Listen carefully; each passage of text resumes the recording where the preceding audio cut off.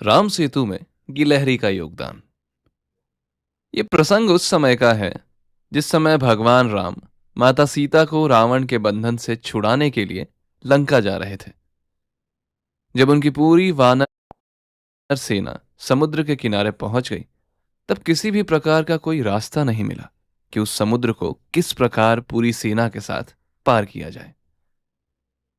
इसी घटना के संदर्भ में गिलहरी का योगदान भी सम्मिलित हुआ, क्योंकि अगर वहां पर एक राम सेतु बना था जिसमें गिलहरी का बहुत ही बड़ा योगदान रहा है। आइए जानते हैं। ये बात उस समय की है जब भगवान राम माता सीता को बचाने के लिए लंका जाना चाहते थे, परंतु समुद्र की वजह से लंका पर नहीं पहुंच पा रहे थे और उन्हें किसी भी प्रकार का कोई रास्ता नहीं सूझ रहा था। इस पर भगवान श्री राम क्रोधित हो उठे और उन्होंने समुद्र पर बाण तान दिया, जिसकी वजह से समुद्र देवता भयभीत हो गए और भगवान श्री राम के सम्मुख प्रकट हो गए और बातचीत में उन्होंने बताया कि आपकी सेना में नल और नील दो ऐसे वानर हैं जिनके जरिए आप राम सेतु का निर्माण कर सकते हैं और इस समुद्र को पार कर सकते हैं। इसके पश्चात वानर सेना और हनुमान जी ने यह तय किया कि हम सागर के ऊपर एक सेतु का निर्माण करेंगे, उसी पर चलकर लंका पहुंच जाएंगे। इसके पश्चात हर एक वानर ने पत्थर पर प्रभु श्री राम का नाम लिखना शुरू किया और नाम स्मरण करते हुए नल और नील ने पत्थर को सागर में डालना शुरू किया। जैसे ही प्रभु का नाम लिखकर पत्थर डालने लगे तो पत्थर भी पानी में तैरने लगे और कुछ ही दिनों में राम सेतु बनकर तैयार हो गया। जिस समय राम सेतु बनाने में सभी वानर व्यस्त थे, उसी समय एक छोटी सी गिलहरी ने उन सभी को पुल बनाते हुए देखा था। गिलहरी ने मन में ही सोचा कि प्रभु श्री राम तो साक्षात भगवान हैं। उनके लिए जब ये बंदर राम सेतु बना रहे हैं और भगवान राम की सेवा कर रहे हैं, तो मुझे भी सेवा में अपना योगदान देना चाहिए। ये सोचकर गिलहरी ने मन ही मन प्रभु श्री राम के चरणों में नमस्कार किया और दूसरी तरफ अपनी सेवा शुरू कर दी।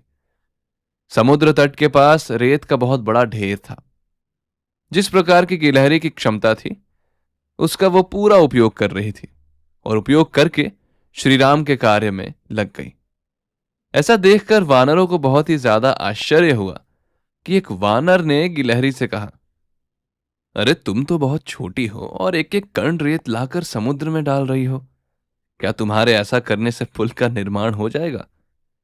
तब गिलहरी ने जवाब दिया, मैं भले ही बड़े पत्थर नहीं उठा सकती हूं, पर जितना श्री राम ने मुझे क्षमता दी है उतनी सेवा तो कर ही सकती हूं। भले ही ये छोटी सेवा हो, परंतु श्री राम की सेवा तो हो रही है ना, इसलिए आप मुझे ये सेवा करने दीजिए।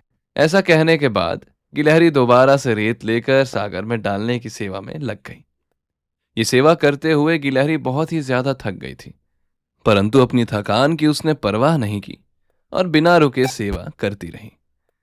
वो मन ही मन कह रही थी, आपको क्या पता, जब तक मेरे शरीर में प्राण है तब तक मैं प्रभु श्री राम की सेवा करती रहूंगी। इसके बाद जब वो दोबारा रेत लेकर समुद्र की ओर जाने लगी, तब किसी ने बहुत प्रेम से उसकी तरफ देखा। जी हां, वो प्रभु श्री राम ही थे। जैसे ही श्री राम ने गिलहरी को देखा, उन्होंने गिलहरी को अपने हाथों में उठा लिया। इसके पश्चात श्री राम ने अपने प्रेम से अपनी दाहिनी हाथ की उंगलियों से उसके सिर पर हाथ फेरते हुए गिलहरी से कहा, भले ही तुम छोटी हो, किंतु तुमने मेरी सेवा बहुत ही अच्छी की है, इसलिए मैं तुमसे बहुत ही अधिक प्रसन्न हूं। इतना सुनते ही गिलहरी भाव विभोर हो उठी। इस समय गिलहरी की पीठ पर भगवान की उंगलियों के निशान प्रकट हो गए थे, जिसकी वजह से आज तक गिलहरी की पीठ पर धारियों के निशान दिखाई देते हैं। वो प्रभु श्री राम की उंगलियों के ही निशान हैं।